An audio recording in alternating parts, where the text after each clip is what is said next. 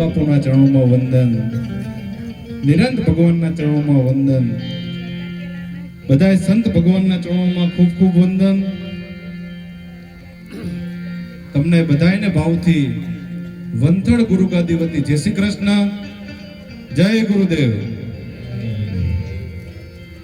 અમારે ભક્તિરામ બાપુએ સાહેબ પ્રસાદ ખૂબ સારો બનાવ્યો છે. બધાએ પ્રસાદ ધરીને લીધો છે ને કે બાકી છે? બાકી હોય તો કહો, તમે ફરી વાર લઈ આવો. પણ જ્યારે સદગુરુના બેસણા થયા હોય, સદગુરુએ આપણને બોલાયા હોય,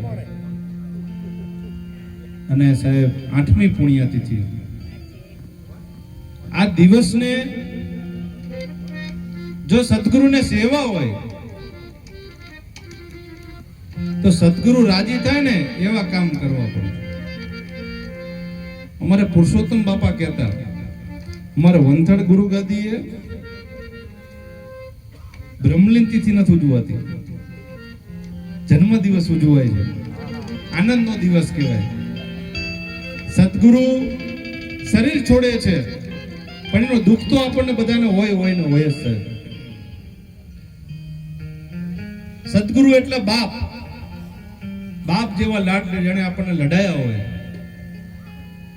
એ આપણી વચ્ચેથી બધા શબ્દ વાપરે છે બ્રહ્મલીન.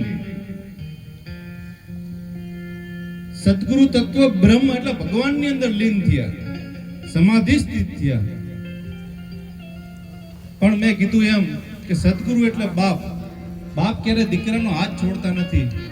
આ શરીર છે તો નાશવંત છે, સદગુરુ પરબ્રહ્મ છે, પરમ તત્વના ઉપાસકો છે. જેણે જેણે આ બધી વસ્તુ માયણી હોય, ડીપની અંદર નથી જવું, પણ સદગુરુ રાજી ક્યારે થાય એ બે વાતો કેવી છે.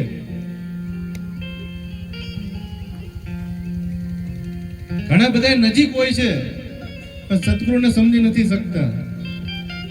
સદગુરુ તત્વ ખૂબ માણવા જેવું છે.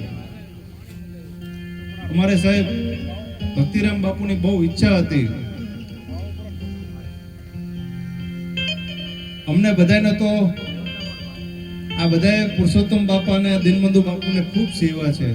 નળકાંઠાને બધાએ વંથડ ગુરુગાદીથી પ્રભાવિત છો, જાણકારી છે એટલે વધારે નથી કહેતો. પણ સદગુરુ તત્વ શું છે સાહેબ, એ ગુરુ ગીતાની અંદર સાહેબ જોવો ને તો ખબર પડે. આપણા સદગુરુએ આપણને કીધેલી જે વાતો છે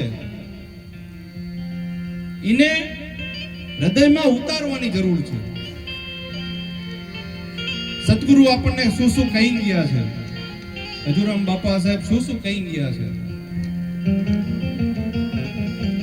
એ બધી વસ્તુને વાગોળજો. ભગવાન બધી જગ્યાએ પોતે નથી જઈ શકતા, એટલે આપણી વચ્ચે એવા 3 વ્યક્તિ મૂક્યા છે ભગવાને એના અંશા અવતાર તરીકે. સૌથી પહેલા મા બાપ, બીજા સદગુરુ સાહેબ. મા બાપ અને ત્રીજા સદગુરુ. તરવાના તન તંબુડા, મા બાપ, સદગુરુ ને ભગવાન.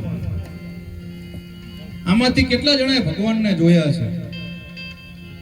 મારે બધાને સદગુરુની નજીક રહો છો ને સદગુરુના ભજનની અંદર જેને ભરોસો છે એને મારે પ્રશ્ન પૂછવો છે કે આમાં કેટલા જણાએ ભગવાનને જોયા છે? કોઈની આંગળી ઊંચી નથી. પણ એક જ વસ્તુ કહું છું સાહેબ કે જેણે જેણે મા બાપની સેવા કરી છે ને એ જીવતા જાગતા દેવ છે, ભગવાન છે આપણા. હવે કો કેટલા જણાએ મા બાપ ભગવાનને જોયા છે? હજી કોઈ હાથ ઊંચો નથી કરતો સાહેબ. આપણા ઘરની અંદર ઘરના તીરથ ગમતા નથી, બહાર ભટકે કાંઈ વળવાનું નથી. મેં પહેલા જ કીધું કે ભગવાન પોતાના અંશાવતાર તરીકે મા બાપને સદગુરુને આપણી વચ્ચે મૂક્યા છે. માટે મા બાપની સેવા કરજો, વ્યસનથી દૂર રહેજો. અને આ તો સાહેબ નિરાજ સંપ્રદાય, ભજનાનંદી સંપ્રદાય છે સાહેબ.